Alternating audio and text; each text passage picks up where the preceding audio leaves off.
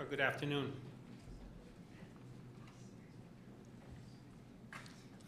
It's a pleasure to be here, and I'd like to thank the organizers for this wonderful, informative, and timely event. Could you put it in full screen, please?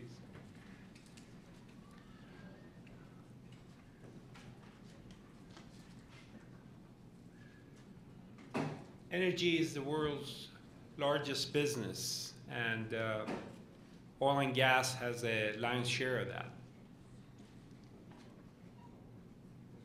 History is indicative of the fact that a number of ancient civilizations basically had some knowledge of oil and even utilized it to some extent. But the creation, development, and expansion of the modern oil industry should be credited to the American ingenuity and hard work that has started in the middle of the 19th century. With the rapid development came some inefficiencies and unfair and even unlawful practices. New regulations and laws had to be enacted. But the effectiveness of such laws were usually they were more effective within the boundaries of this country. That created a lot of resentments elsewhere. In Latin America, in Mexico, for instance, they were forced to nationalize their oil industry in 1938. American involvement in the Middle East, in my view, to a great extent, was accidental. It came basically with the victory in World War I and the breakup of the Ottoman Empire. The American policymakers read the writings on the wall correctly. They knew how Iranians resented the unfair practices of the British in Iran. And when they offered Bahrain and Saudi Arabia a 50-50 split on the net proceeds of the oil and gas, future oil and gas proceeds, they had that in mind. And in fact, it helped Iran a great deal. And it was a great boost to the idea that some Iranians had to get rid of the British monopoly in Iran's oil industry. But the situation changed from an open arm, an open heart policy, the feelings that the people had in the Middle East, to something that we have seen more of during the last several decades. Oil-producing countries were forced to protect their interests by grouping together, and that's how OPEC was created in 1960.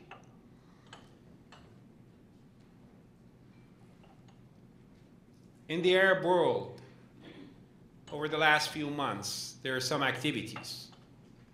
Two of them, Tunisia and Egypt, managed to remove their leaders. So autocracy is changing. What is going to be replaced with, it's a big question. Is it going to be democracy or theocracy? That's if we are just seeing the positive side, and if you're optimistic. Otherwise, we may end up with a full dictatorship in some of those countries. Or worse, a failed state. BP has a very interesting chart on their statistical review. It has a history of oil prices from the beginning, from the 19th century on. Early on, during the infancy of the industry, there's a lot of fluctuations. But afterwards, you see basically a flat line. Even in real terms, the oil prices were about $20 a barrel and down to roughly $10 a barrel for over 100 years. And all of a sudden, we see tremendous fluctuations afterwards.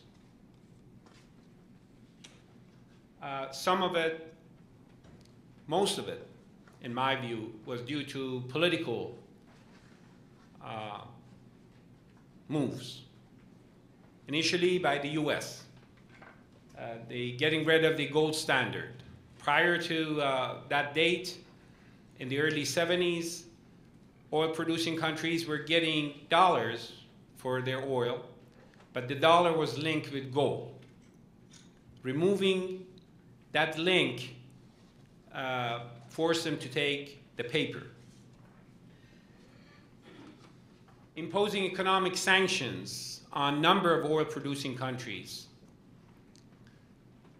I don't know of any study, comprehensive study, that have looked at the total impact of the economic sanctions on the world economy.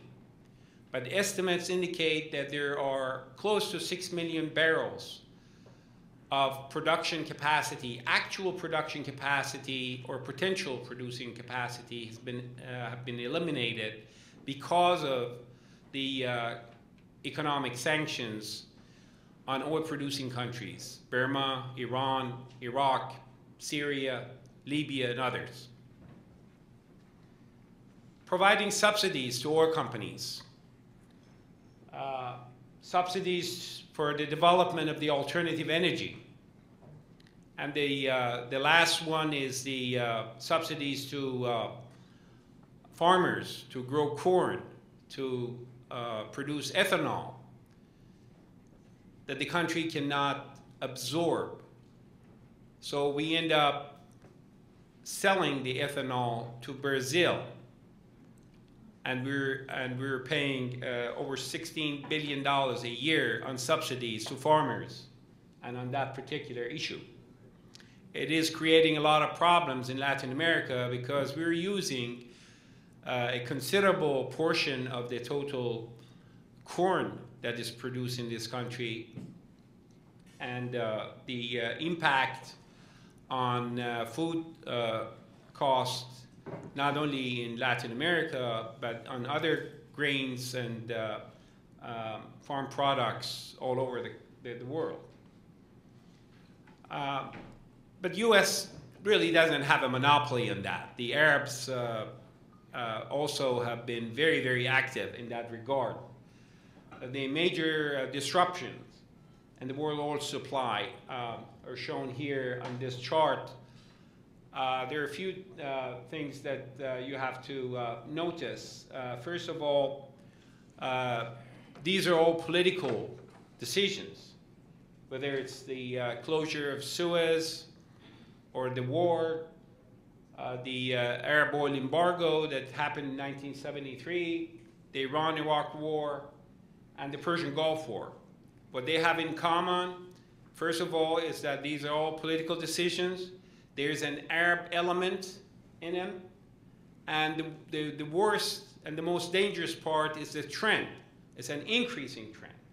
So we have one issue here in the 50s, 60s, 70s, 80s, 90s. The next one is going to be more pronounced, and the magnitude of it is going to be much higher.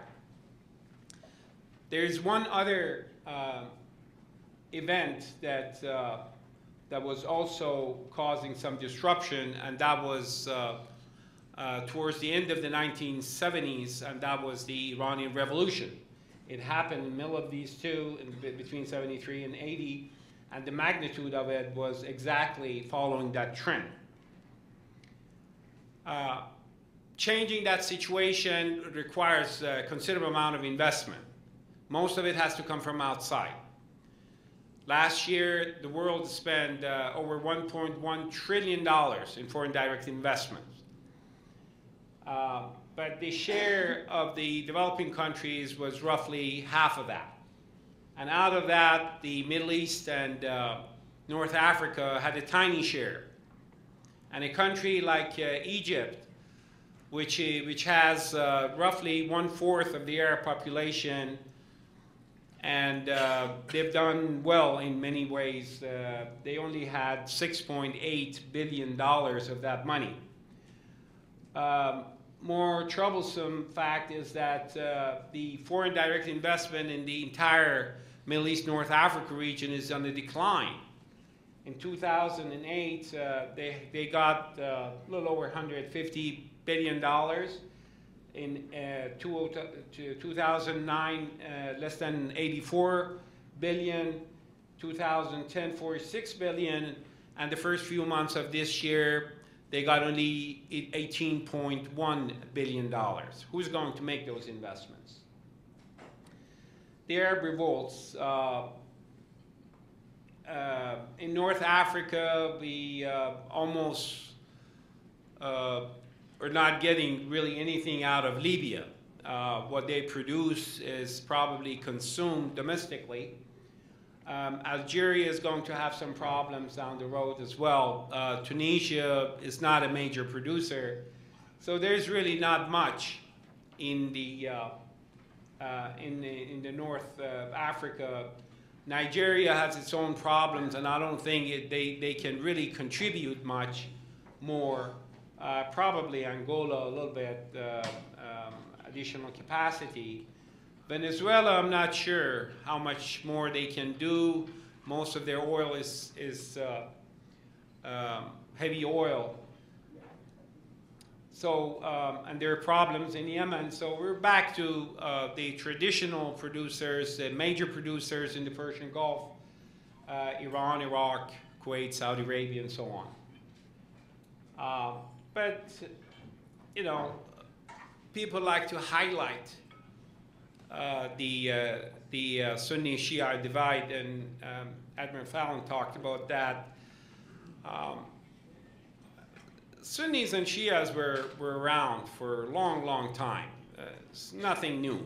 And the Shias are not more productive as far as, you know, changing the population and the population growth and so on. But there is something interesting that is really scaring them.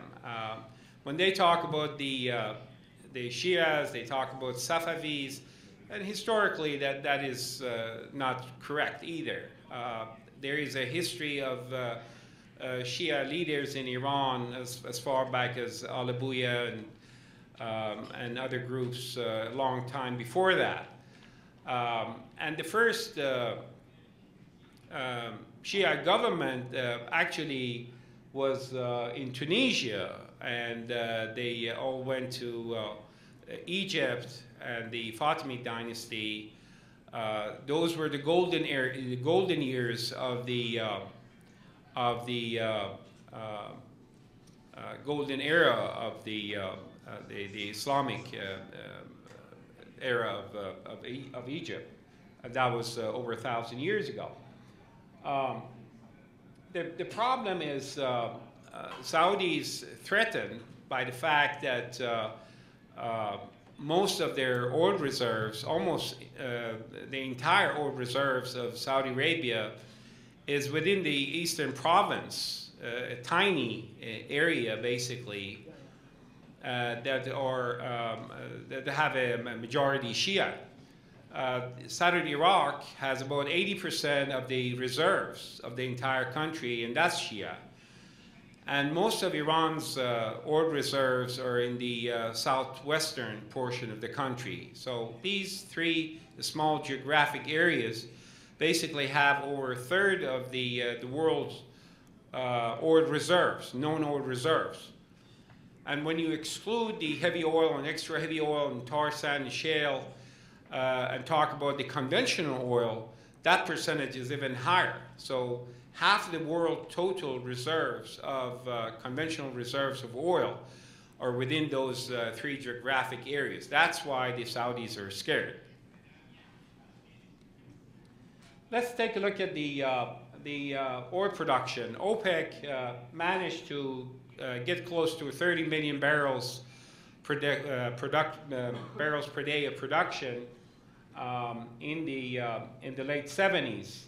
But 80s were troubled years for a number of OPEC producers. So it's really not a good base year to be found within the most of the 80s. During the mid-80s, because they were having trouble selling half as much oil in the market, most of that oil went to excess capacity, and that cushion really put more pressure on prices, and they lost more purchasing power. And then crude prices here, you see, it hit lows in the 1980s. So the last low point here is probably 1988, and that's the year I'm going to use for the next few slides. Let's look at how countries did as far as oil production is concerned.